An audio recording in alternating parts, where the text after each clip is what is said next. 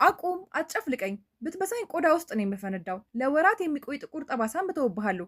በምትኩ ሃይድሮኮሎይድ ፓች ለጥፍብኝና ከእኔ ራቅ። ቁም።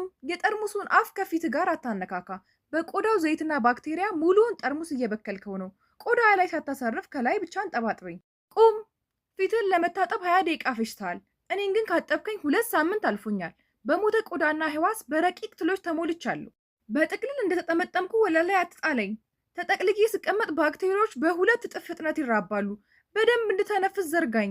ቡና ገና መጠጣት ነው።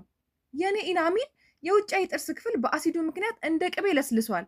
አሁን ብትቦርሸኝ ቆዳዬን እየላጥከው ነው። ስለዚህ 30 ደቂቃ ጠብቅ።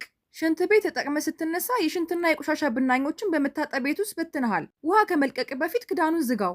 ጥርስ መቦረሹ በኋላ ይቆየን። አቁም። አንተ እኔ ሰውነትን እያጸዳው ይመስላል። ነገር ግን እኔ የሞተ ቆዳን አፍኜ ይዣለሁ። ደግሞም በፍጹም አልደርቅም። የኔ ሻጋታ ፋብሪካ ነኝ። ጣለኝና በምትኩ በፍጥነት የሚደርቀውን ግዛ። ይህ ቪዲዮ ይጠቅማቸዋል የምትሏቸው ላኩላቸው። ፎሎ፣ ላይክ፣ ሼር ማድረጎንም እንዳይረሱ።